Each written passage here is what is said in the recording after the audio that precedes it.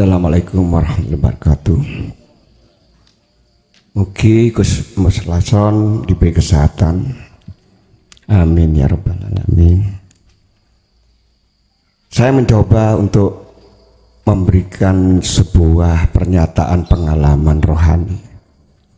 Bukan bertanya, tapi memberikan pernyataan.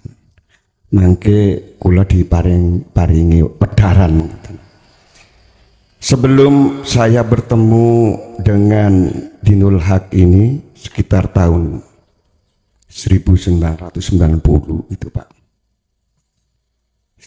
Saya dulu memang pernah belajar melalui olah pernafasan.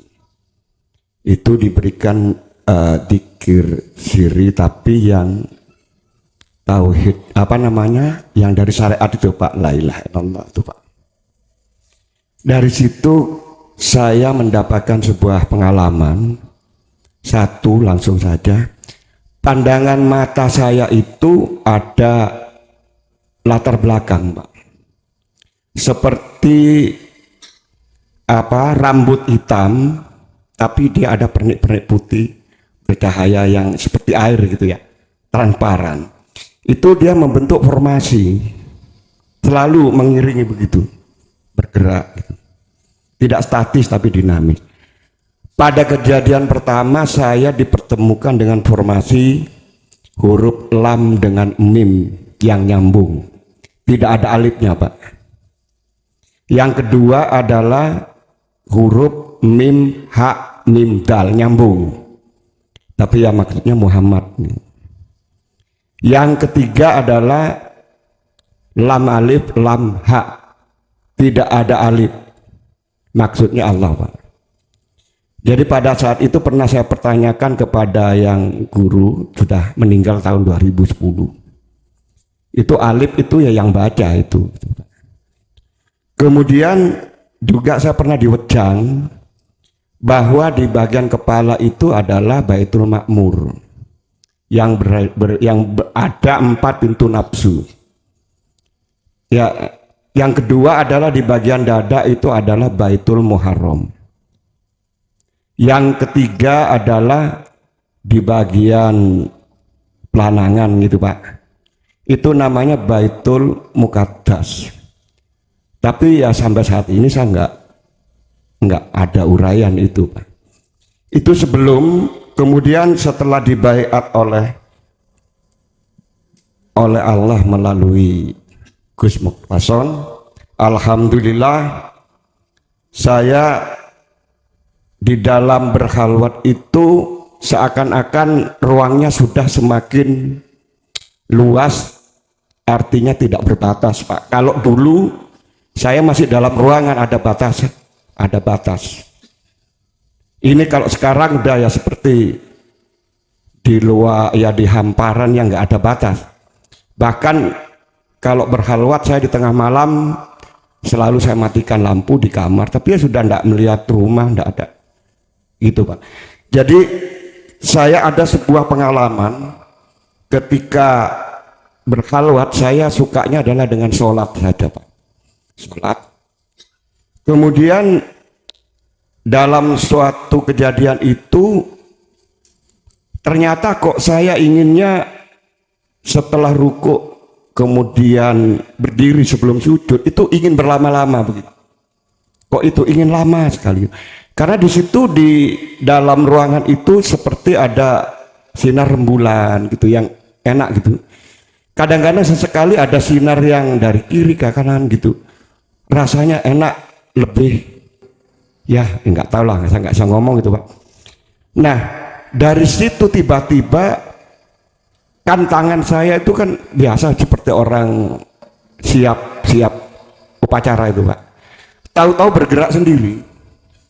Bergerak takbir, kemudian jempol ini ada di sini.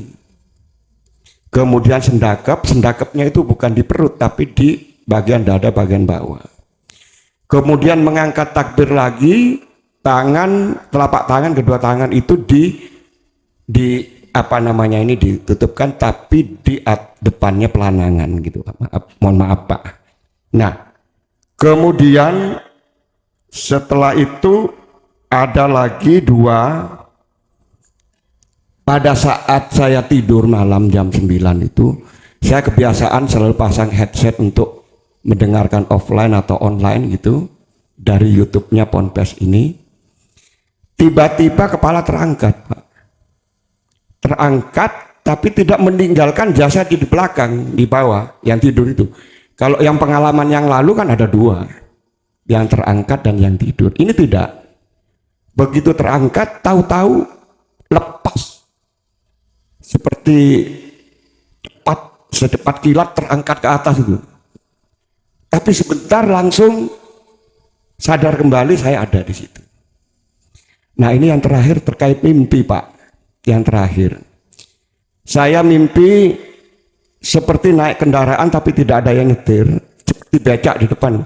Di hamparan luas, banyak dedaunan. Kemudian saya dihantarkan ke dalam suatu tempat, ada dua sisi, yang di sini gelap, yang kanan itu terang.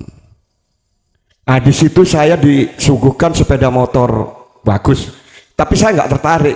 Saya tertariknya melihat yang di depan ada lapangan terang, kok ada orang yang banyak baju putih di situ.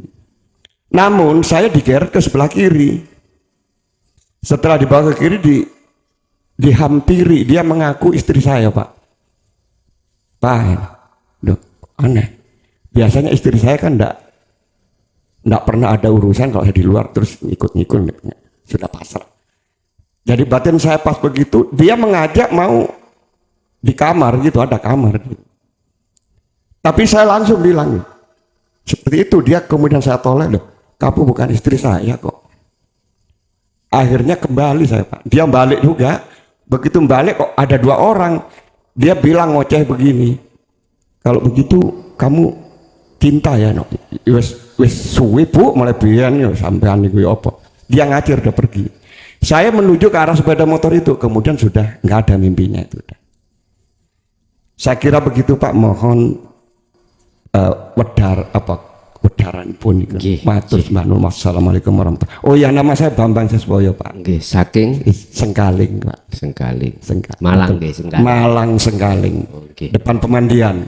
Nggih. Terima kasih. Wassalamualaikum warahmatullahi wabarakatuh. Waalaikumsalam warahmatullahi wabarakatuh.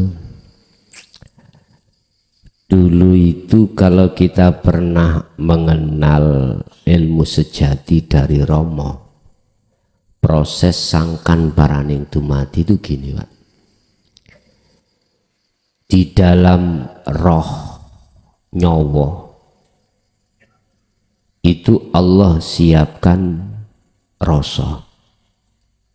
Jikalau rasa itu dikembangkan, dijalankan lewat meditasi sadar diri,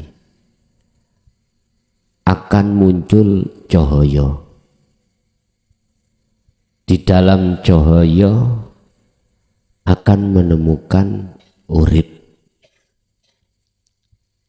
Kalau bahasa Quran itulah sistem innalillahi wa inna ilaihi raji'un. Dalam thariqah itulah sistem suluk sisalik menuju wusul. Oke. Kita dihadapkan 3 makom manusia ini. Kalau ngomong sifat, kita dihadapkan diri ini 2 sifat. Pertama sifat basariyah. Kedua sifat basirah. Makom 3 tadi adalah muhadharah dan mukasyafah, tempatnya di sifat basariyah, di mana kita masih diperlihatkan oleh Allah tentang kasar dan gaibnya makhluk. Muhadharah kita ditemukan makhluk kasar niki, kasar. Di mukasyafah kita diperlihatkan Allah kegaiban makhluk seperti jenengan waktu khalwat dalam sholat tadi. Gitu. Terus jenengan khalwat dipahamkan Allah Baitul Ma'mur, ya ta? Terus dipahamkan tentang masalah Masjidil Haram, dipahamkan tentang masalah Baitul Muqaddas. Oke. Itu semuanya masuk dalam kategori makom mukasyafah. Bahkan mohon maaf, suatu saat nanti jenengan bisa jadi Allah perlihatkan surga dan neraka. Diperlihatkan. Bisa jadi Anda diperlihatkan lagi masuk di dalam alam malakut, bertemu malaikat tadi. Malaikat sudah masuk melihat orang berbaju putih-putih. Diperlihatkan juga di alam Jabarut, mungkin ketemu iblis, ketemu jin, atau alam-alam barzah yang tertutup. Bisa jadi. Semua ini Bapak adalah makom mukasyafah. Dikatakan makom mukasyafah, makom terhijab, terkuatnya gaib makhluk yang tadinya tidak tahu akhirnya tahu. Ini semuanya adalah proses perjalanan panjenengan.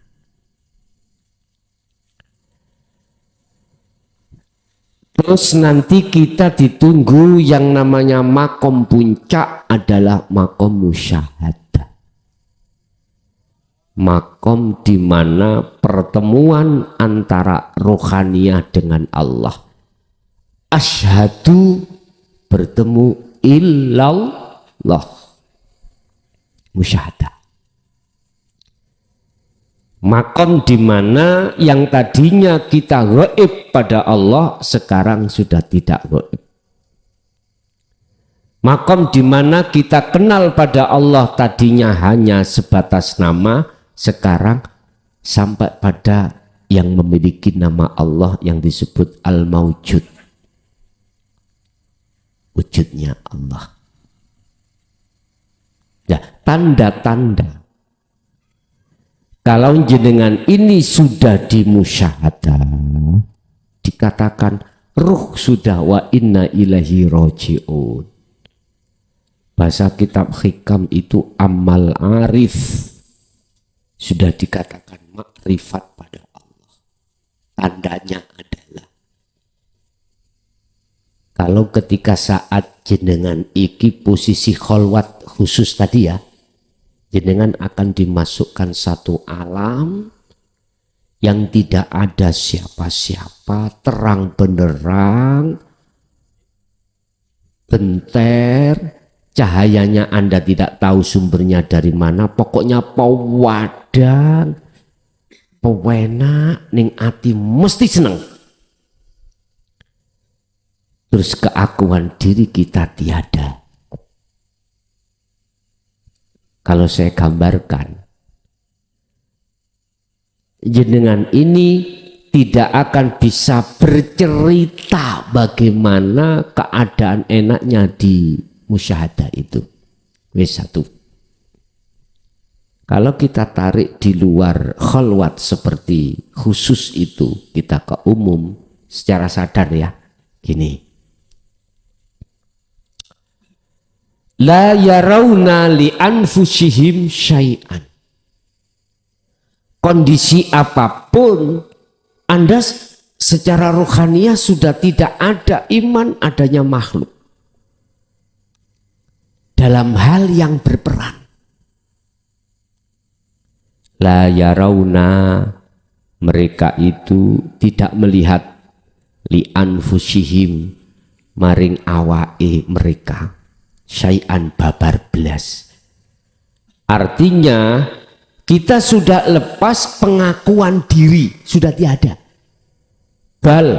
Balik yusyahid, annal fa'ila huwallahu ta'ala. Dalam hatimu hanya pengakuan Allah yang segala-galanya. Ini dalam kondisi jenengan secara jasmani sadar di alam hadarah ini. Inilah yang kumaksud gila tadi. Ini sadar ya. Saya katakan gila karena tresnane jenengan, cintane jenengan sudah tidak terhadap apapun. Imane jenengan sudah tidak terhadap apapun kecuali hanya pada Allah. Saya tidak bertanya terhadap jenengan pengalaman rohania itu apakah pada saat di muka syafah tadi keakuan sampean sudah tiada atau tidak, saya tidak tanya. Karena saya menjaga rahasia jenengan. Yang jelas ketika saat jenengan sholat tadi, manakala keakuan Anda sudah tiada, yang ada cuman rasa nikmat tatmainul qulub, tidak bisa bercerita atau menceritakan, maka itulah alam musyahadah. Ingat, di dalam ruh itu ada imanul haq. Apa imanul haq? Kanjeng Nabi sampun dawuh, iman yang benar adalah ihsan. Sudah ihsan.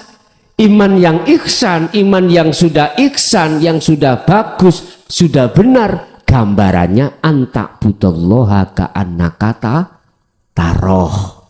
Ketika kau menyembah, ketika kau beraktivitas, hatimu seakan-akan bisa melihat Allah. Kalau wa ilam taroh, manakala kau tidak dikatakan bisa melihat Allah, maka hatimu merasa seakan-akan selalu dilihat. Lihat Allah. Itu gambarannya ihsan seperti itu.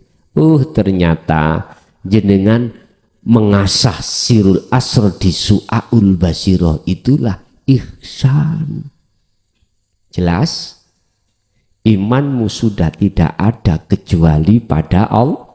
Pada Allah atas segala-galanya.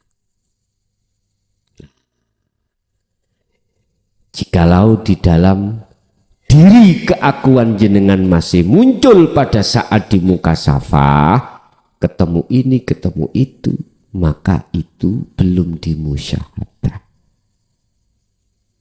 Anda masih di muraqabah. Apa muraqabah? Jadi jenengan sudah yakin semua yang memperjalankan itu Allah. Tapi kita merasa kita diperjalankan. Berarti ada yang memperjalankan, ada yang di jalan. Ada dua tuh Pak ya. Itu muraqabah. Dan ini prosesnya memang. Nanti akan masuklah pada wilayah ainul basyirah, bertemu Allah. Dikatakan bertemu Allah, kefanaan diri, la ibsyarun wa mubsyarun wa basyarun. Jadi yang si salik, yang suluk itu sudah tidak ada, yang menghadap tidak ada, yang dihadap juga tidak ada, yang mata untuk menghadap itu sudah tidak ada. Fana. Akhirnya yang ada bahasa surat Toha Allah katakan, inilah maksudnya innani anallah la ilaha illa, sesungguhnya aku adalah Allah dan tidak ada Tuhan yang wajib disembah kecuali aku. Fa'budni, sembahlah aku. Salik kan nggak ada, Allah kan nggak ada nama, ya nggak ada. Aku jadinya aku. Aqimis sholah lidzikri, tegakkan penyembahanmu, bahasa syariat, tegakkanlah sholat lidzikri, semata-mata supaya ingat padaku. Berarti sholat kalau nggak ingat sholat bukan dikatakan sholat. Paham? Sholat manakala hati tidak bertemu Allah, mohon maaf, secara sudut pandang hakikat belum dikatakan sholat. Miturut surat Toha tadi. Oleh sebab itu penegasan ayat untuk menyampaikan innani anallah tertuang di dalam surat Al-Anbiya 25 tadi. Wa ma arsalna min qablika Muhammad. Wa ma arsalna min qablika mir rasulin illa nuhi ilaihi annahu la ilaha illa ana fa'budun. Muhammad, sampaikan keterangan tentang la ilaha illa ana. Sampaikan. Niki puncak Pak, puncak wahyune Rasulullah dari Allah ya ini. La ilaha illa ana. Tapi sebelumnya kan ada tahapan la ilaha illallah, zikirnya jahri, la ilaha illa huwa, zikirnya sirri, la ilaha illa anta, zikirnya sirul asrar, la ilaha illa ana, zikirnya fana'ud zikri. Udah lengkap. Barulah di sini akan paham proses perjalanan bahwasanya kita itu telah kehancuran semua selain Allah. Oke, dan itu betul karena Allah memproses tahap demi tahap terhadap jenengan. Tentunya si orang lain ya tidak mungkin diproses seperti itu juga. Karena mohon maaf, yang namanya kemusyahadah belum tentu semuanya itu dilakukan oleh Allah lewat mukasyafah dulu. Enggak. Kadang-kadang langsung kemusyahadah. Kadang-kadang ya juga begitu. Istilah bahasa muhadharah umum, kadang-kadang orang itu di dunia ini, mohon maaf, terbagi menjadi beberapa bagian. Ada yang kaya, ada yang miskin, ada yang macam-macam. Corak-coraknya macam-macam. Allah menempatkan itu, Allah tidak melihatnya itu. Innallaha la yanduru ila suwarikum. Allah tidak melihat status zahiriyah itu walaupun Allah sendiri yang meletakkan. Walakinnallaha yanduru fi qulubikum. Allah hanya melihat bagaimana hatimu.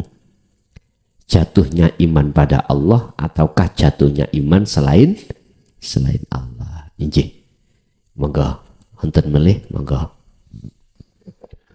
Assalamualaikum warahmatullahi wabarakatuh.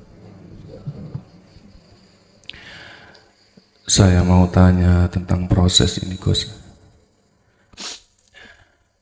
Apa yang harus dilakukan untuk menjaga rasa rindu benar-benar terobati rindu itu? Ketika seseorang kedatangan kerinduan yang begitu kuat kepadanya, dan di sisi batin tidak ingin apa-apa dan tidak melihat apa-apa, dan merasa bukan siapa-siapa, tapi secara dohir atau akal masih bingung mau dibawa kemana rasa rindu ini supaya terobati. Terima kasih. Wassalamualaikum warahmatullahi wabarakatuh. Waalaikumsalam warahmatullahi wabarakatuh. Alladzina yadhkurunallaha qiyaman wa qu'udan wa ala junubihim. Cara yang efektif miturut Al-Quran.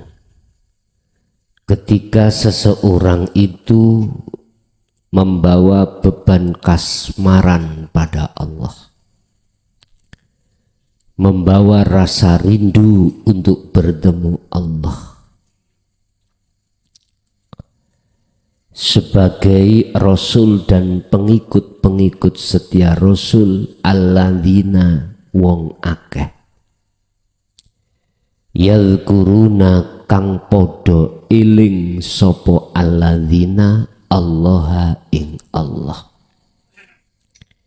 qiyaman baik dalam keadaan berdiri, wa qu'udan dan keadaan duduk, wa ala junubihim dan keadaan mereka berbaring. Artinya apa? Kita beraktivitas di dunia ini, Pak. terkadang dengan berdiri, terkadang dengan duduk, terkadang dengan berbaring.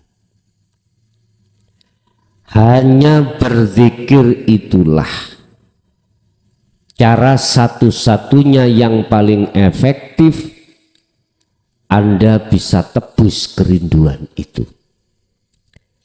Kerinduan akan bisa tertebus hanya dengan pertemuan.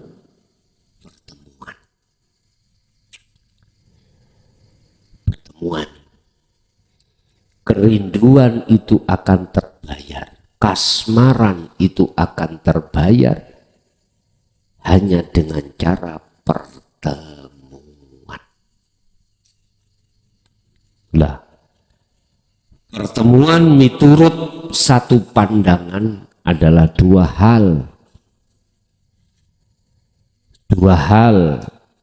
perkara, makanya dikatakan Salik dan Allah, Khalik, makhluk dan Allah. Pandangan satu sisi dikatakan pertemuan seperti itu.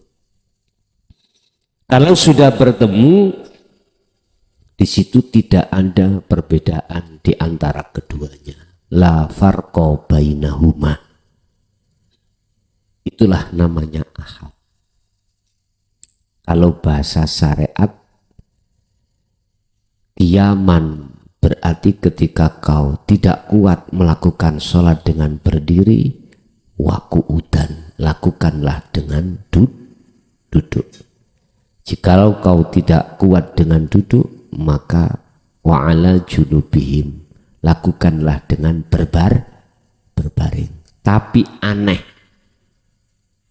ayatnya sudah ngomong yadhkurunallaha, tapi baik berdiri, duduk, berbaring, hati tidak bisa dikatakan bertemu. Tidak dikatakan ingat pada Allah, malah ingat pada sakiti.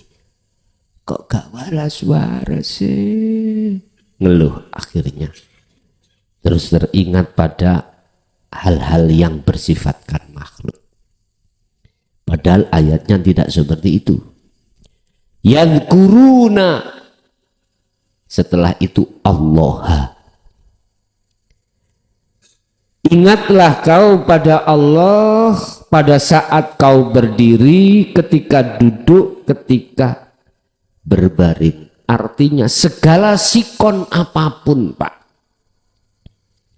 untuk menebus kerinduan jenengan itu yang tidak bisa dibendung, harus dengan berzikir. Yang kumaksud berzikir adalah ingat, yang kumaksud ingat adalah sadar, eling yen sejatine kabeh perkara iku Allah.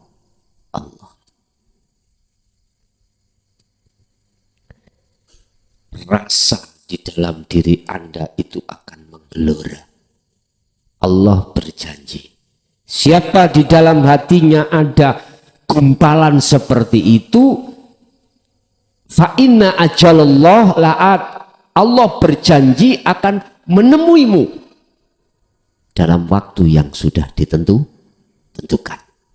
Entah bertemunya waktu sholat secara syariat atau di luar aktivitas secara syariat. Itu. Jadi terjawablah sudah, yadhkurunallaha qiyaman wa qu'udan wa ala junubihim. Jenengan harus berzikir terus menerus. Sebab dengan zikir itulah cara pertemuan akan terjadi. Ini sing dimaksud nikah batin ya niki. Ketemune roh terhadap Allah. Ruh pada Allah. Otomatis ruh ini sebelum bertemu melewati proses cahaya, rasa, cahaya, baru urip. Ruh imanul haq, terus cahaya didatangkan oleh Allah, baru ketemu Allah. Allah tuangkan dalam hal ini di dalam surah An-Nur ayat 35. Wajibnya seseorang berzikir pada Allah. Dengan begitu akan Allah datangkan cahaya makrifat. Dengan cahaya makrifat itulah yang menghantarkan Anda bisa sampai pada Allah. Dengan cahaya makrifat itulah yang iman Anda terhadap selain Allah akan dimusnahkan. Kul, katakan Muhammad, ja'al haqqu wa zahaqal batil innal batila kana zahuqa. Ja'a tatkalane teko apa al haqqu kebenaran, ya ini cahaya makrifat ini, maka kegelapan akan sirna. Itulah yang disebut dalam surat An-Nur, nurun ala nurin, cahaya di atas cahaya, berarti sumbernya dari sirul asrar. Itulah cahaya makrifat. Yahdillahu linurihi mayyasha. Cahaya ini hanya diberikan terhadap hamba yang dikehendaki. Siapa? Merekalah yang memegang sirul asrar. Tujuannya linurihi, untuk menerangi jagati ruhaniyah, untuk bisa sampai ketemu Allah, urip di dalam cahaya tadi. Bapak Ibu, jadi kesimpulannya, cara yang paling efektif miturut Al-Quran bertemu Allah itu hanya dengan cara berzikir. Bukan zikir diucap di lisan, bukan zikir diucap di hati Allah, tapi dirasa, diimani. Semua apa yang terjadi itu yang menterjadikan adalah Allah. Kalau ini sudah hanya dengan asah terus menerus, maka ainul basirah, pertemuan pasti akan terjadi. Oke. Assalamualaikum warahmatullahi wabarakatuh. Jadi Gus, saya kebetulan baru masuk tarekat 2 bulan yang lalu, dan alhamdulillah sekarang tambah pusing. Karena kita disuruh rabitoh atau menghadirkan mursyid pada saat kita berzikir. Sedangkan pada saat itu juga saya melihat postingan jenengan di YouTube itu, kalau kita percaya bahwa ada sesuatu yang bisa mendatangkan mudorot atau manfaat selain Allah, berarti itu termasuk musyrik.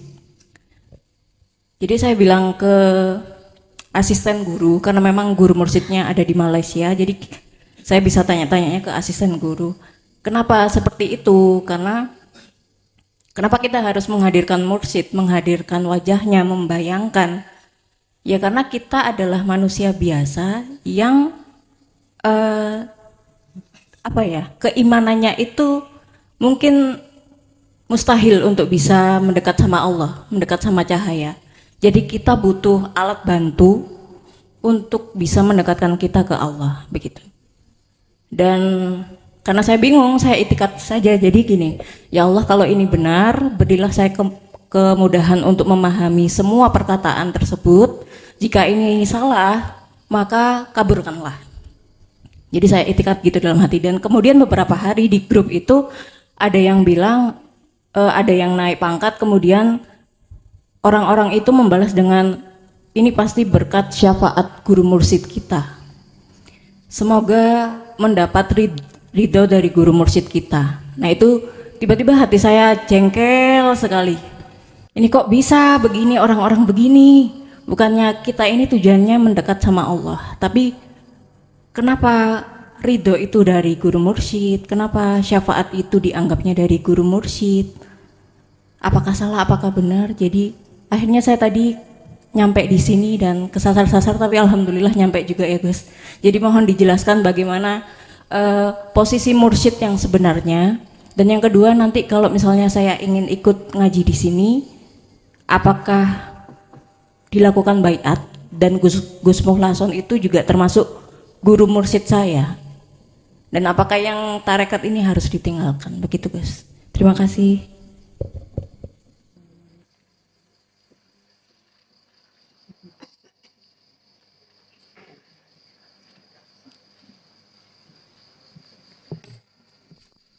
Waalaikumsalam. Mohon maaf tidak mengurangi rasa hormat.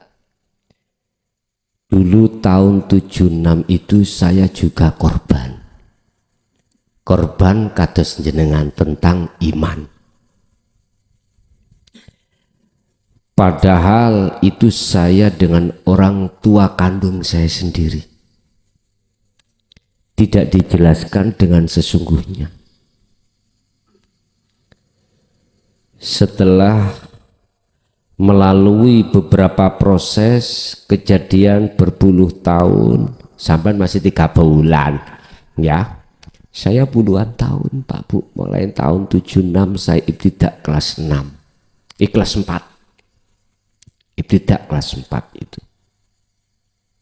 Mengapa orang tua saya sendiri yang kusebut sebagai mursyid saya, orang tua saya, guru saya di thariqah, itu tidak mengungkap kebenaran yang selama ini terkesan ditutupi.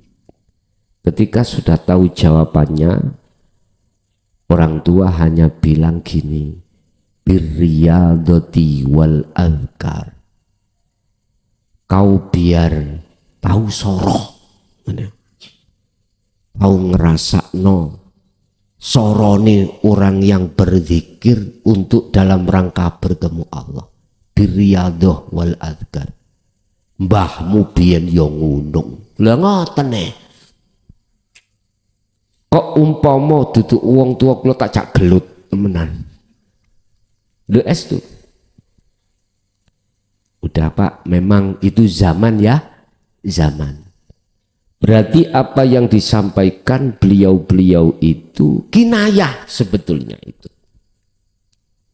Sepanjang Al-Quran tentang Robitoh, saya cari mulai dari alif sampai ya, nggak ketemu.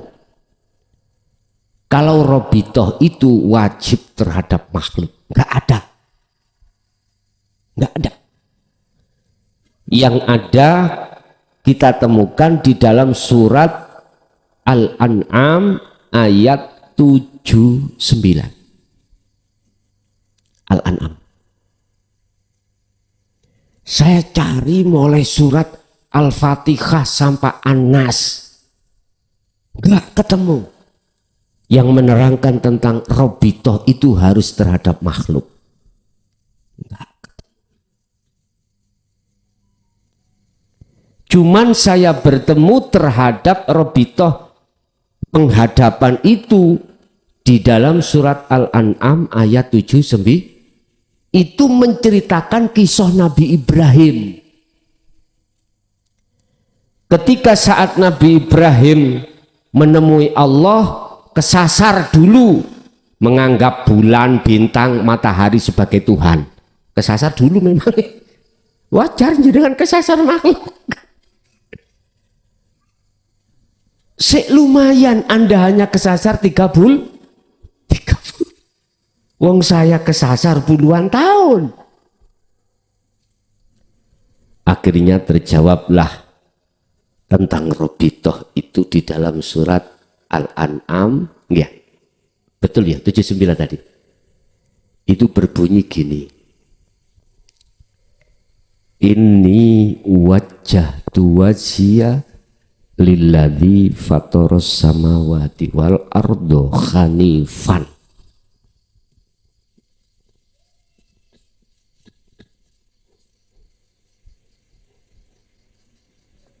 Rungokno kupinge kopoke cek ilang.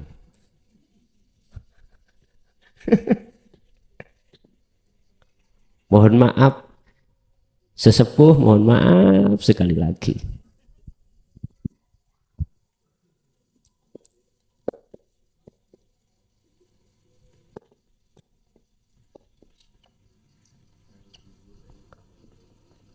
Lilladzi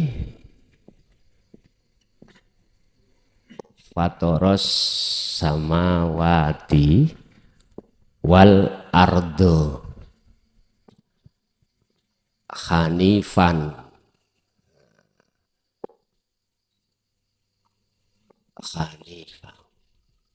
wa ma ana minal musyrikin.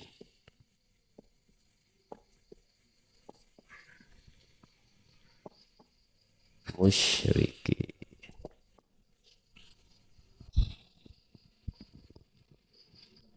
Ini Nabi Ibrahim, ya.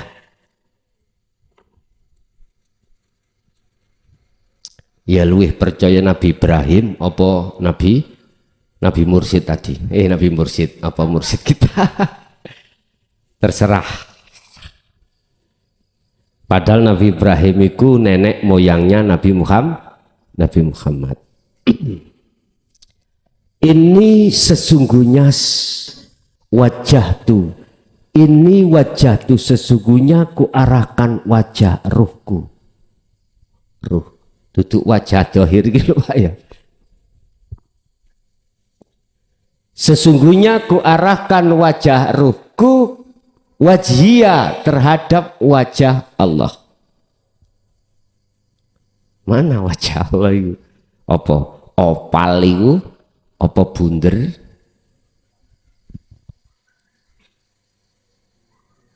Ngarep gitu Pak wajah Pak. Nek mburi dapur. Wajah Allah. Sifate wajah Allah lilladzi fataras samawati wal ard, yang menciptakan, yang menguasai, yang menggerakkan langit lan bumi. Olehnya kau menghadap hanifan, sungguh-sungguh lurus. Jangan tolah-toleh. Jangan tolah-toleh ini Pak ya. Ini kan makhluk ini. Ya. Ini makhluk. Bisa jadi Muhammad Rasulullah. Bisa jadi mursyid kita secara thariqah. Itu jadi samawati wal ard. Aku tanya sekarang. Mursyid yang membimbing kita katanya itu makhluk apa kholik? Oke. Kalau itu makhluk, apa bedanya dengan ini? Surat Az-Zumar ayat 44 dibuka. Kul, katakan Muhammad, iki yang mengatakan Muhammad langsung, bukan mursyid kita di dalam thariqah. Tingkatannya dukur pundi Pak? Muhammad Rasulullah kalih mursyid kita. Halo. Beliau sendiri mengatakan, apa yang dikatakan? Lillahi ku tetap kedua Allah.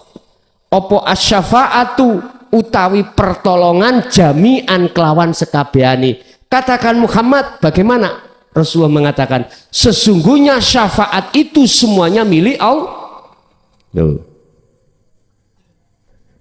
Ya sepada mbek iki lho dulur. Air kan makhluk. Koyoke, sepertinya air itu yang bisa manfaati, memberikan syafaat berupa menghilangkan rasa koyoke Rasulullah Muhammad yang memberikan. Tetapi yang sebenarnya adalah syafaat itu milik Allah semuanya, cuman wae secara syariat ya. Biar ada keseimbangan. Rasulullah Muhammad itu hamba yang diizini Allah, didamel, dibuat Allah sebagai wasilah, dititipi syafaat, diberikan ngoten lho. Cetong. Saya ulangi, tentang masalah robitoh, penghadapan wajah ruh sampean haram terhadap makhluk. Titik. Miturut kacamata hakikat. Karena apa? Karena makhluk itu tidak ada yang bisa memberikan manfaat dan mudorot. Ada 12 ayat ya dalam Al-Quran yang mengatakan tentang makhluk itu selain Allah tidak bisa memberikan manfaat atau mendatangkan mudorot. Salah satunya adalah surat Al-Maidah ayat 76. Gampang Pak, saiki goleki ning Google ketemu seret. Gak buka-buka Quran. Gak leren apal Quran ndak, Google buka. Google.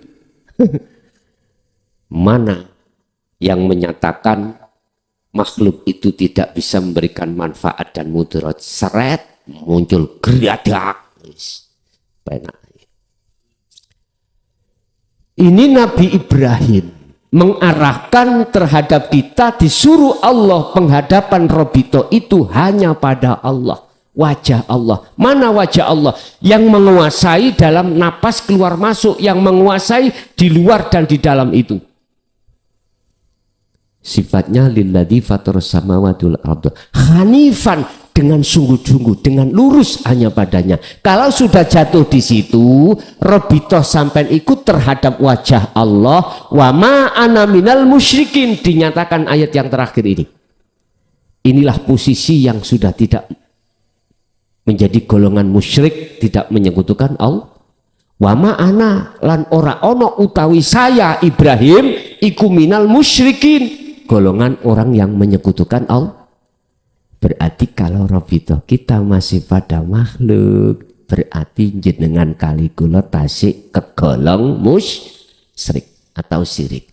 Tapi untuk menuju kebenaran yang sebenarnya tidak musyrik, ya musyrik dhisik.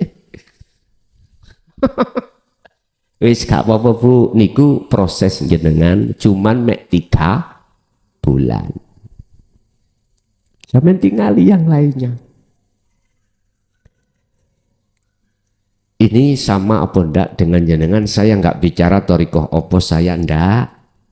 Dulu itu cuman gini, mengapa kita harus berobitoh mendatangkan wajah guru? Kalau bisa, foto nih loh, diteleh ngarepi imaman. Loh iya. Alasannya karena gini, sebab kau bisanya ke Allah lewat saya. Itu.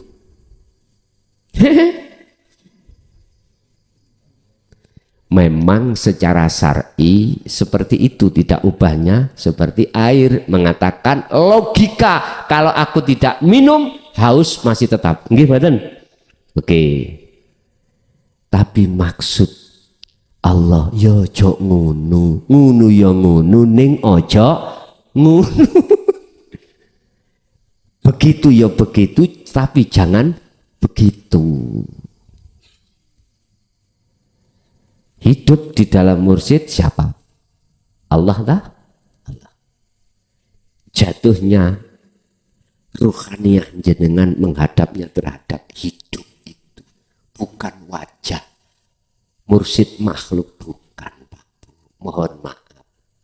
Mohon maaf para mursyid, menawi jenengan tersinggung, sekali lagi saya mohon maaf. Karena saya menegakkan dinul haq ini resikonya lebih tinggi memangnya menghadapi kondisi di lapangan seperti itu. Tapi saya tidak ada rasa menyakiti hati Anda. Cuman hanya mengenalkan supaya tidak seperti itu terus. Nyun sewu, saya bukan tukang bedek, enggak.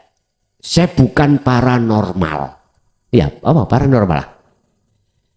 Pasti tatkala kita berobitoh selain Allah, wajah Allah, pasti Anda akan masuk di dalam alam mukasyafah. Udah titik. Kok bisa kui mengatakan itu? Iya, aku ya korban. Korban, Pak. Anda akan mendapatkan satu karomah, Pak.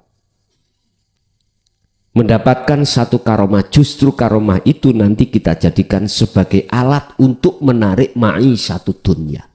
Akhirnya makomnya kita makom tajrid, nggak nyambut gawe duwi iba. Iya, teko dewi.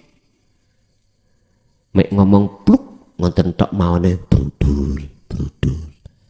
Nggak kerja seperti kita jenengan macul sedina 200.000 kakean. Jenengan perut wis pira diterima. Gus pira Gus ngajine ning Lampung siapno 100 juta. Lah perut sih Mang. Perut 100 juta. Kula paling susah nek ditakok ini ku Pak. Susah gak iso jawab.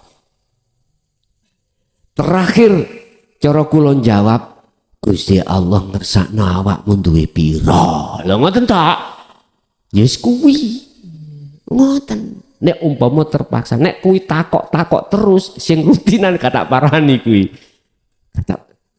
Tahu kata parani nggih? Nggih. Wis. Enggak saya datangi. Udah. Tak cekno lewat YouTube ae, cek gak bermodal.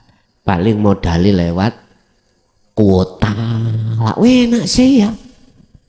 Asine luwih enak ngoten. Kula nggih mboten, saya juga tidak kelayapan ngoten teh. Wis mau enak. Nah ini di Hong Kong kan gitu. Jadi lewat live di rumah. Di sana pasang layar.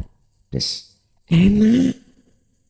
Ilmu yo sudah didapatkan. Wis pokoknya waktu sudah bisa di menit ya dah. Wis pokoknya enak lah. Kurang lego Gus, gak kepeduk Gus misalnya ya. Nggak ketemu kurang mantap. Oh ya wis kapan-kapan kalau memang Allah mentakdirkan bisa bertemu ya monggo. Jadi Bu, itu sudah benar miturut kacamata thoriqah. Walaupun secara hakikat belum benar. Paham nggih? Karena memang faktanya kita itu dibimbing oleh si mursyid itu. Kita masih melihat makhluk. Sampai teruskan, tidak naik ke hakikat, mohon maaf, saya bukan tukang bedek. Anda tidak akan pernah mendapatkan namanya adzikru bisiril asr. Padahal kita di dalam thariqah dianjurkan untuk suluk, tujuannya wusul pada Allah. Akhirnya kita mumet-mumet di dalam alam mukasyafah. Kita akan tahu apa isi hati orang, kita akan tahu apa yang akan terjadi, kita akan tahu apa yang orang tidak tahu. Sesungguhnya itu adalah khotir yang memberikan kabar terhadap kita apa yang akan terjadi. Akhirnya kita bersukaria di situ. Lah, inilah namanya karomah, bahasa Rasulullah mukjizat. Itu makhluk toh Mas Yan? Makhluk. Padahal tujuan kita suluk adalah ketemu Allah. Ketemu Allah. Kecuali jenengan naik ke tingkatan berikutnya yaitu hakikat, akan muncul tauhid pendidikan la ilaha illa anta. Maka muncullah dzikir sirul asrar. Di tahapan pertama su'aul basiroh rasa iman yang disebut ihsan, kemudian ainul basiroh berarti bertemu terhadap Allah yaitu wusul, terus yang ketiga hakul basiroh yaitu pernyataan, akhirnya muncul dengan sendiri wahyu yang terakhir tadi la ilaha illa ana. Sudah Anda berzikir, sudah tidak mengakui kalau Anda yang berzikir. Berarti sing zikir sinten Pak? Sing eling Allah ya Allah sendiri. Wes nek ana kono sing gak paham mesti bingung. Mosok Gusti Allah eling Gusti Allah. Udah nanti akan dipahamkan Allah sendiri. Jadi saya jawab, bagaimana posisi jenengan? Okelah, tak maklumi kacamata thariqah memang seperti itu.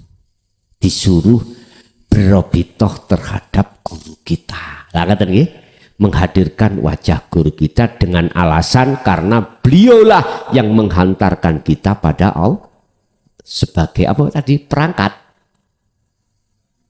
Enggak, tadi loh. Kita akan bisa mendapatkan cahaya, ya dah. Itu apa tadi jenengan perantara ya? Makelar, jangan makelar gitu tala. Wah, sing sontok afdol titik lah, wasilah lah gitu ya. Sebab aku mursid, dukurku mursid sampai Rasulullah akhirnya disebut thariqah mutabaroh. Wis niku kita maklumi karena pelajarannya di kelas thariqah memang seperti itu. Tapi kalau boleh Anda terima pernyataan saya, Anda tidak akan sampai usul pada Allah manakala Anda tidak membawa kuncinya. Sementara kuncinya usul jenengan adalah di dzikir sirul asrar titik.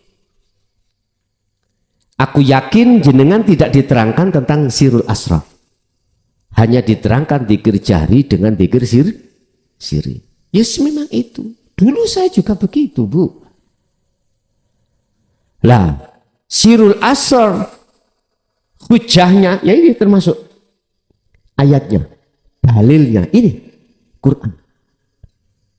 Sesungguhnya kuarahkan wajah ruhku pada wajah Allah, yang Allah itu sifatnya yang menciptakan, menguasai, menggerakkan samawati wal ard, yang makhluk itu semuanya sifatnya seperti patung, tidak bisa apa-apa.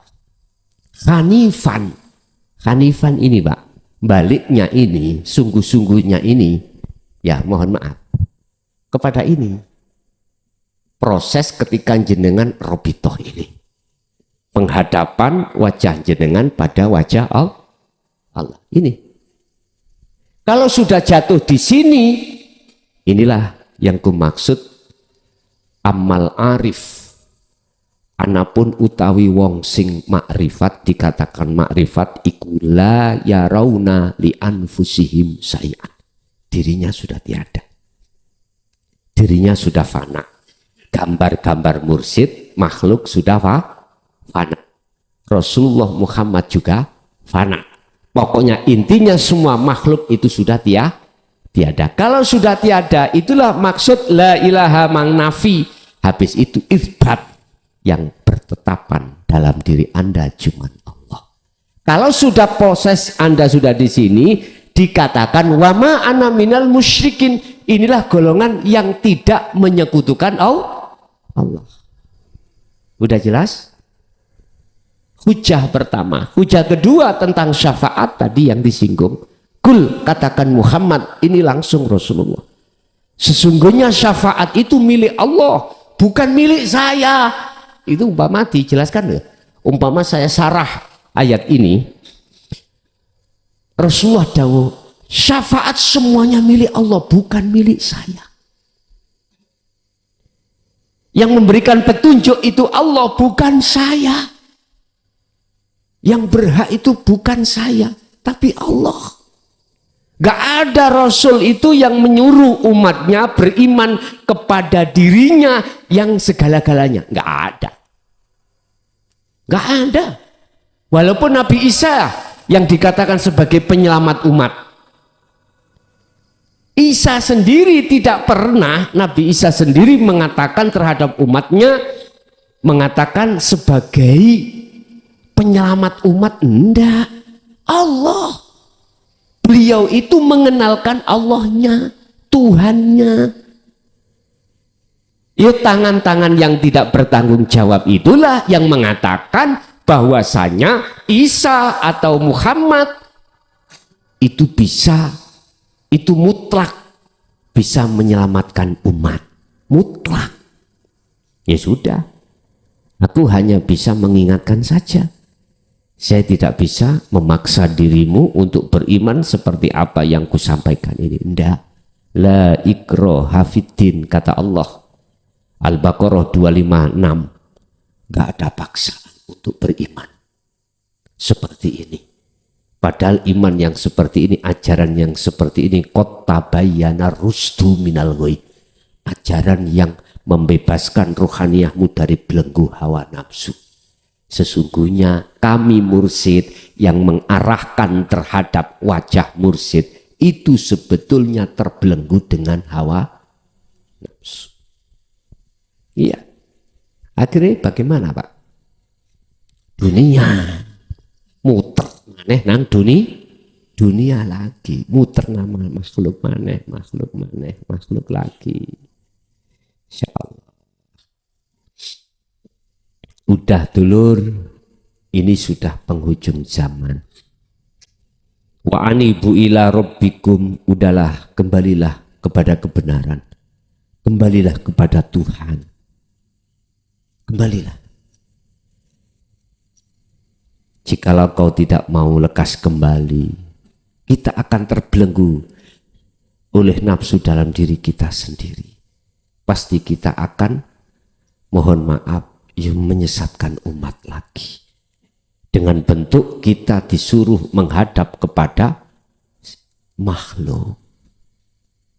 Ini konteksnya hakikat loh, bukan syariat, bukan thariqah.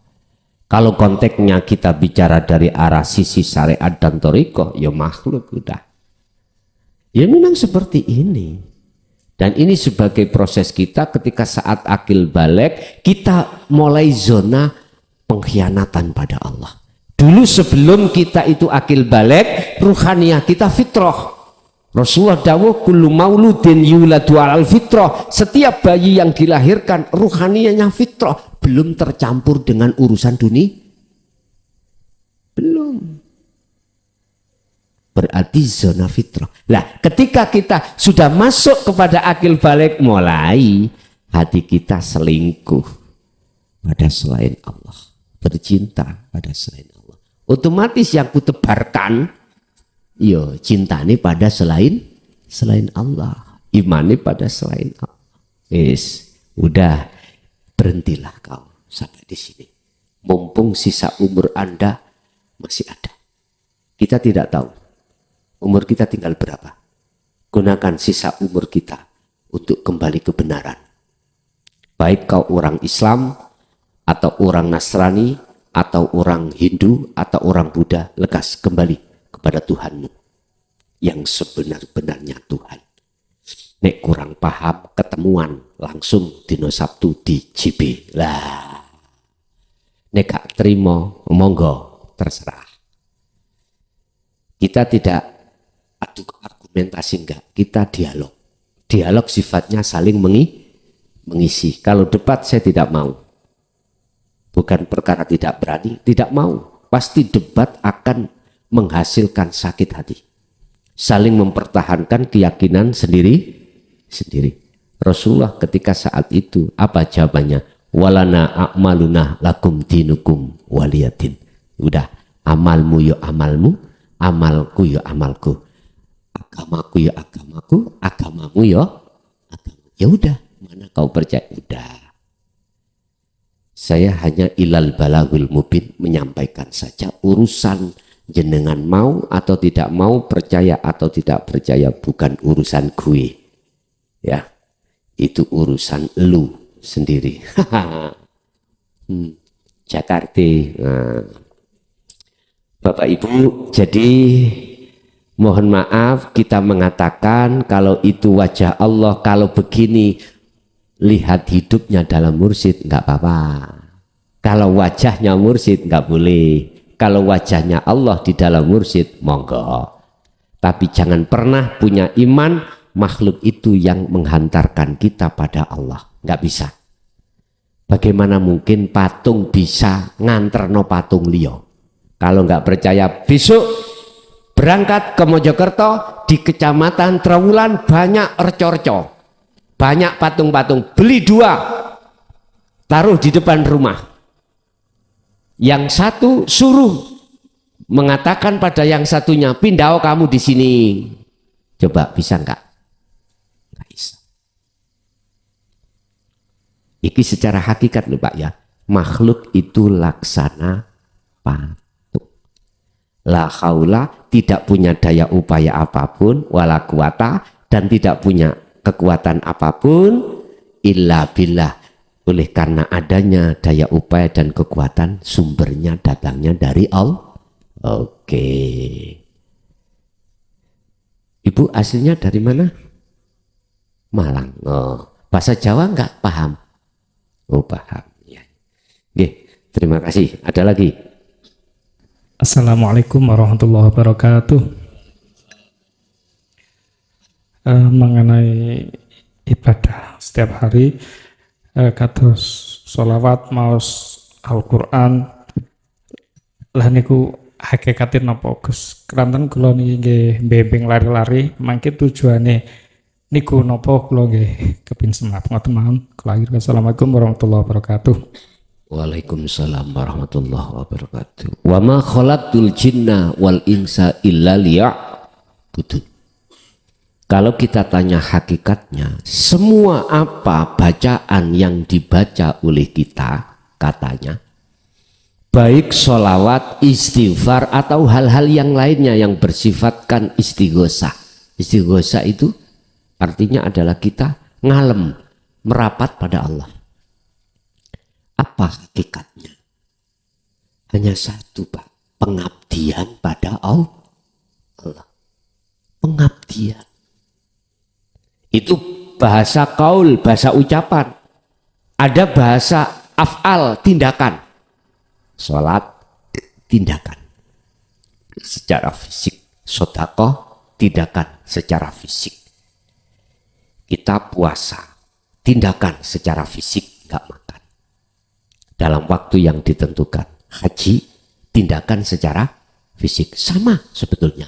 Yang terpenting bagaimana itu bernilai kumawulo nang Gusti Allah. Bernilai ngabdi pada Allah. Dikatakan ngabdi, mohon maaf, si hamba tidak boleh ngaku-ngaku bisa melakukan apapun yang dilakukan. Berarti di dalam diri kita harus ada iman. Yang iman itu hanya karena Allah. Makanya sampai lihat segala perbuatan apapun mesti ditutup niat iku lillahi ta'ala. Dikatakan lillahi ta'ala karena Allah. Anda tidak bisa apa-apa kalau tidak adanya karena cuman ketika saat itu dibaca, mohon maaf, nggak sambung. Nggak sambung, Pak. Nggak sadar. Itu kebanyakan kita. Karena apa? Karena kita menolak hakikat. Menolak ajaran dinul haq. Ya itu persoalannya. Mungkin bisa dilihat di dalam surah Yunus. Ayat 15. Karakter orang-orang yang menolak ajaran dinul haq. Wa idza tutla lan tatkalane den wacaake alaihim ing atasi mereka opo ayatuna bayinatin, ayat-ayat yang jelas. Artinya ayat-ayat yang mengandung pengertian hakikat menuju makrifat. Kola mongko jawab sopo alladina wong akeh, sifate wong akeh mang layar juna liko ana tidak mau bertemu aku, kata Allah. Orang-orang yang tidak mau bertemu aku tatkala dibacakan hukum hakikat menuju makrifat, keterangan di dalam ajaran dinut tauhid, piye? Dia berkata apa? Gini, akti bi Qur'anin ghairi hada. Ojo wacakno iku, wacakno sakliyane Qur'an ae. Au badilhu, atau sing ganteni ayat iku. Artine nek kok terangno hakikat makrifat gak gelem. Terangno ae cara sarek, wis intine ngono. Bahasa umum, tatkala Quran ini dibacakan isi dan maksudnya dia nggak mau, harus dibacakan kitab selain Al-Quran. Atau sebagai pengganti Al-Quran. Itu bahasa umum. Kalau bahasa khusus secara hakikatnya, ya siapapun kita, kalau tidak mau bertemu Allah, dibacakan ayat untuk pertemuan pada Allah, pasti nggak mau. Gantiin ayat yang lain, bacakan. Orang-orang kalau diterangkan untuk bertemu Allah, ayatnya nggak mau. Kasihlah ayat-ayat yang aku bertemu terhadap kesenangan dunia. Aku itu utangku akeh, aku gak butuh ngajiku, butuh utangku dan kesah. Lah, aku gak butuh iku, sing tak butuh no iki masalahku ning dunya ndang selesai. Padahal kita tidak sadar yang mendatangkan masalah dan yang menyelesaikan masalah yang disebut solusi itu Allah sendiri. Nggak sadar kita, oleh karena kita ngaku-ngaku diri kita. Itu loh Pak Bu. Apa Apa pertanyaan memang sampai lali aku rek? Oh ya, jadi jenengan bimbing terhadap santri-santri dalam tahapan syariat tadi. Tujuannya adalah illa liya'budun, hanya mengabdi. Mengabdi kepada Allah. Yang Allah itu di dalam dan di luar diri Anda. Caranya jenengan jangan pernah mengaku kalau kita yang melakukan. Hanya itu. Otomatis kita bisanya di situ membuka hati ini tentang sirul asrar. Baru tersadarkanlah kita dari iman-iman selain Allah. Itu nantinya gitu. Kan di dalam dunia syariat kan sudah viral kalau sholawat itu untuk kanjeng Nabi Muhammad supaya kita mendapatkan syafaat. Viral secara syariat monggo, gak salah. Sebab dasarnya ada innallaha wa malaikatahu yusholluna alan nabi. Oke, nabi itu kan nama, ya toh. Di dalam nabi itu siapa? Ngoten lho bos. Oke, banyu itu siapa? Di dalam banyu, dalam air itu siapa? Gitu loh maksudnya. Bendong. Sebab Gusti Allah tidak akan menciptakan jin dan manusia kecuali untuk menyembah, ngabdi. Artinya segala hal aktivitas apapun yang terjadi pada diri Anda silahkan tanpa kecuali. Yang terpenting bernilai ngabdi. Itu bagaimana dikatakan bernilai ngabdi? Kalau ada sambung rasa menyang urip, wes itu hatimu ada rasa untuk sambung terhadap urip. Rasa sambungan tali ini diterangkan Allah dalam surat Al-Baqarah 256. Fakotistam sakabil urwatil wuthqa. Pegang teguhlah tali Allah, jangan sampai lepas. Kuncinya, tandanya kalau tali itu tidak lepas, yakfur bitaghut wa yu'min billah. Sebelum kalimat fakotistam saka itu ada wa may yakfur bitaghuti wa yu'min billah. Barang siapa yang meninggalkan hatinya iman selain Allah, disebut taghut di situ, wa yu'min billah, maka imannya benar-benar pada Allah. Artinya siapa yang hatinya tinggalkan cinta selain Allah, pasti dia akan bercinta hanya pada Allah. Jelas ya? Oke. Boleh? Ada lagi? Cukup? Oh ada, monggo.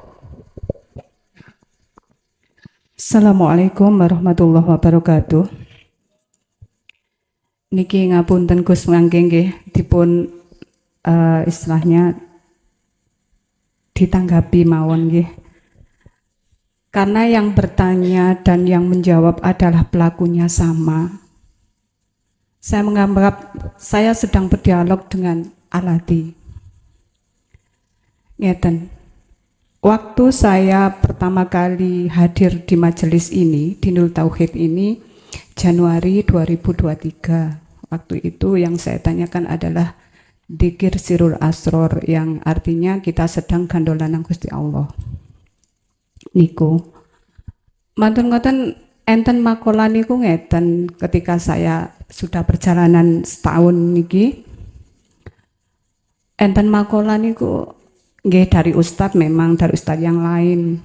Katanya bertajali itu sepertinya kita khoyali, berkhayal ngoten nggih. Tapi kalau yang orang-orang di Nulhaq nggih mboten, karena memang dia masih di kelas 1, di kelas A ngaten nggih. Menurut saya ngeten niki pendapat mawon nggih. Ketika kita juhud umum maupun juhud khusus nggih. Ketika juhud umum niku kan jasad dan ruh masih kumpul ya istilahnya. Dengan masih berkumpul kita bisa merasakan manisnya gula, pahitnya kopi, senangnya kita berkumpul dengan orang-orang siapapun, kita merasakan apapun.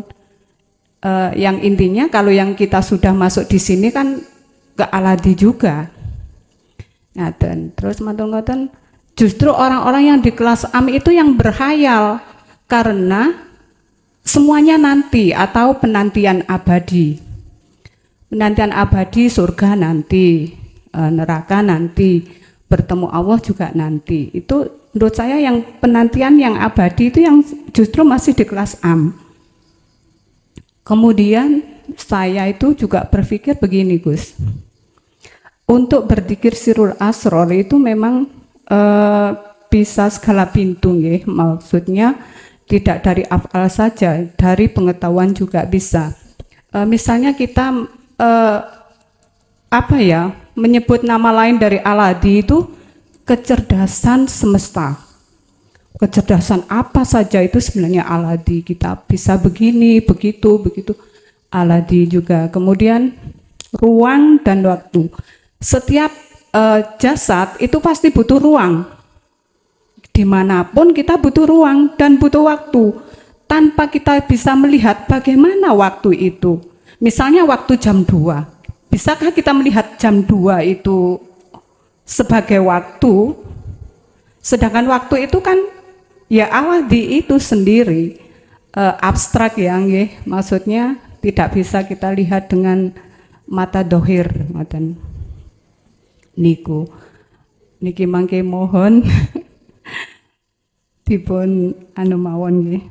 Kemudian niki yang titipan dari kebetulan suami saya itu sakit. Ya sudah masuk sih di sini, masuk di ajaran ini.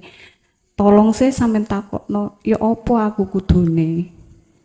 Ketika merasakan sakit kok masih belum bisa merasakan bahwa yang hadir itu Aladi gitu.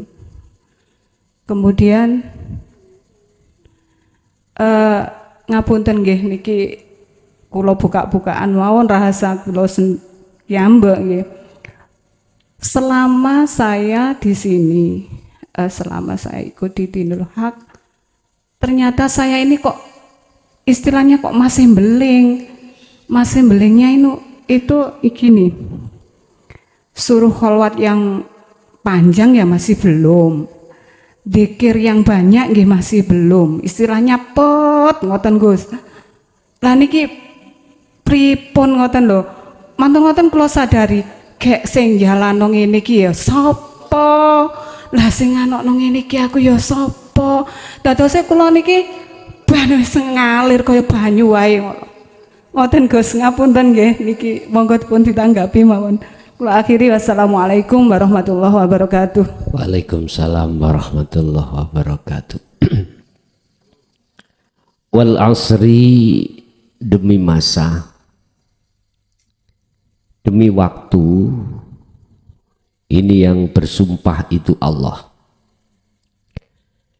Innal insana sak temene akeh menungso iku lafi khusrin, iku lafi khusrin, ing dalem kerugian yang amat besar. Demi masa, demi waktu, bahwasanya banyak manusia yang sangat merugi. Mengapa dikatakan merugi? Karena waktu demi waktu kita habiskan dengan bercinta selain Allah. Waktu demi waktu kita gunakan, kita habiskan melalaikan Allah. Waktu demi waktu kita habiskan dengan cara hati ini lalai pada Allah. Berarti kita bersukaria dengan selain Allah. Illa, kecuali illalladzina amanu wa amilus sholihah. Sambung dengan pertanyaan dari si suami yang sedang sakit, biar ndang lekas tekan tomboni ya. Jadilah illalladzina amanu wa amilus sholihah. Kalau sudah percaya bahwasanya semua apa yang terjadi semata-mata datangnya dari Allah, wa amilus sholihah. Buktikan. Berarti cara membuktikan kita harus menyambungkan ruh dengan Allah lewat rasa. Lewat iman tadi. Rasa berarti su'aul basyirah. Dzikir sirul sederhana. Sedikit-sedikit hati merasakan alladzi urib iki yang berperan atas segala penyakit. Penyakit itu makhluk. Yang berkuasa adalah hidup. Bukan maksud hidup itu sakit. Bukan. In asobathum, tatkala kau ngenani perkara yang seperti ini, faqalu inna lillahi wa inna ilaihi, kembalilah pada Allah. Ya iki maksud daripada asyifa, tombo yang sudah didatangkan. Bahasa hakikat. Berarti suami jenengan wajib hukumnya semampunya, sebisanya untuk terus menyambungkan ruh dengan Allah lewat rasa, lewat zikir. Terus yang kedua, lah iya, lah wong sing gawe ngene aku lali ya sapa? Eling ya Lah itulah peningkatan itu. Kalau sadar lali jenengan sebab karena Allah, ingat jenengan sebab Allah, berarti ini tidak dikatakan lali, Bu. Dikatakan eling. Memang kita terkadang dijatuhkan pada hal yang seperti itu. Akhirnya jenengan memberikan kesimpulan, lah ya wis melaku kok seperti air, yaitu enak. Justru seperti itu malah lebih nyaman, enggak beban. Ya, yang menaruh saya di sini siapa, menaruh saya di situ siapa, ya wis enggak beban. Orang ahli makrifat tatkala idza waqa'a, tatkalana dijatuhkan al maksiata ing maksiat, artinya lali loh. Maksiat arti kan lali pada Allah. Itu tidak termasuk maksiat. Karena apa? Karena itu dia sadar lalinya sebab yang melalikan Allah. Nah. Jadi itu ingat, jadi eling. Ya iki maksiat dari taat itu di sini. Jelas ya? Oke, jadi kalau kembali kepada suami harus terus berzikir. Menemui yang berkuasa di dalam makhluk disebut penyakit tadi. Sebab yang mendatangkan dan yang mengeluarkan penyakit itu adalah alladzi tadi. Kita sowan pada hidup karena hidup itu sendiri yang berlaku. Nggih. Monggo menawi wonten sinanggapi atau yang lainnya tambahan atau pertanyaan, monggo. Menyambung lali tadi dulu Pak. Tadi ya memang kejadian benar. Sebelum ke sini istri minta ini apa namanya? Berjamaah. Menurut saya baca Al-Fatihah sudah enak itu. Kok sudah selesai diprotes? Kamu mulai tadi kok ihdinas siratal mustaqim nggak dibaca? Kata. Saya debat, siapa nggak mau cowok? Enggak. Berapa kali? Ya 2 kali itu nggak dibaca. Benar, aku mau cowok kok. Mungkin ya lupa atau gimana. Terus gak apa-apa sesuk kok tak waca kan meneh gitu. Jadi enteng aja saya lu perasaan baca kok. Tapi katanya nggak baca Gus itu. Ternyata begitu. Itu ya nggak apa-apa ya Gus. Sudah? Ya sudah. Oke. Jenengan dalam keadaan puasa siang hari, lupa ada nasi di depan Anda, satu piring sate 20 suntuk, habis tinggal satu, lupa, batal nggak puasanya? Terus tinggal satu sunduk, eman-eman. Ingat kalau Anda itu puasa terus diteruskan, batal enggak? Itu maksudnya seperti itu. Kata orang dia itu, kata istri jenengan tidak menyebut, tidak membaca ihdinas sirotol secara Fatihah batal. Syariat ya. Tapi Anda merasa tidak, merasa ya sudah nggak apa-apa. Bahkan mohon maaf. Orang-orang kalau hatinya sudah ditarik di dalam makom khos, sholat duhur 4 rakaat menjadi 20 rakaat nggak ada masalah. Karena dirinya makhluk sudah tiada. Akalnya sudah ditarik Allah. Itulah yang disebut majedub. Nggak apa-apa. Lawang gendeng kok. Kan nggak apa-apa toh Pak. Orang gendeng hukum manapun sampai takut Pak polisi. Apalagi dapat sertifikat menur atau lawang. Mohon maaf, iki aku tanya yang ngerti hukum. Jenengan avokat atau kepolisian bagian hukum, aku tanya, umpama saya gila juga dapat sertifikat.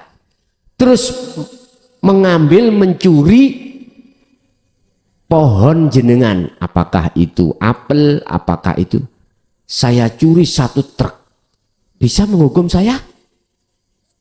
Nggak bisa, karena saya posisi bigori aklim, karena saya terus gendeng kok iso dodol apel. Wis polisi curiga ngoten niku, wis digali ilmu kejiwaannya, istilah bahasa diinterogasi. Pas ditanya nyelentung, gendengnya metu. Nggak bisa Pak, nggak bisa dihukumi salah. Wis pasal sampean ambil dari pasal berapa, ayat berapa. Kalau jenengan iku gila, apalagi sudah dapat sertifikat, kesalahan apapun katanya umum tetap nggak bisa dikatakan salah, karena Anda itu di khos Pak. Kalau di khawasul khawas ya nggak mungkin begitu. Jadi jawabannya nggak apa-apa, karena jenengan kesadaran diri sudah tidak ada. Oke, cukup. Assalamualaikum warahmatullahi wabarakatuh. Waalaikumsalam warahmatullahi wabarakatuh. Gus, saya ini baru pemula, ini yang harus saya lakukan ini apa mulai hari ini? Gini Pak, saya tanya dulu. Iya. Jenengan sudah memahami dasar tauhid belum? Belum kayaknya. Belum. Cuman ngimani saja. Oke. Biar cara kita mau servis TV yang rusak itu, biar tahu ilmu elektronya, kita harus kursus ilmu elektro, istilah begitu. Gini, di situ ada dasar tauhid. Jenengan tolong, kalau tidak mau menunggu Ramadan, kesuwen ya, umur kita kan nggak tahu, ya dah. Jenengan wajib punya nomor saya. Jenengan kagem HP mboten? Kageman, istri kula sering. Mboten HP maksud kula sing Android. Bukan sing jadul. Oke, sampean sudah punya nomor saya? Istri saya punya. Sudah nggih? Sudah. Nomor di WA tolong ping saya, jenengan mengke saya kasih 10 dasar tauhid dan atau terhadap pengurus Malang Bapak Sukandar punya. Ya Pak ya. Itu nanti dikasih itu jenengan pelajari bab 1 sampai bab 10. Wes. Dimulai manakah saya itu untuk bertauhid ini? Pertama ilmu berarti dasar dulu. Lah setelah dasar selesai, mungkin jenengan akan paham, pengembangannya akan paham sambil jenengan beriman dan melakukan dzikir kholwat itu. Nanti ada petunjuknya di situ Pak ya. Nanti jenengan koordinasi kali pengurus, Bapak Sukandar bisa atau yang lainnya itu punya 10 link. 10 dasar tauhid yang harus kita pahami. Di situ menerangkan tentang rukun Islam secara hakikat, rukun iman secara hakikat, sifat-sifat wajib Allah di dalam sifat nafsiyah, salbiyah, ma'ani dan maknawiyah. Ada di situ semuanya. Ya. Nggih. Sampun. Bapak Ibu hadirin jamaah rahimakumullah, itulah apa yang sudah kita terima ilmu dari Allah.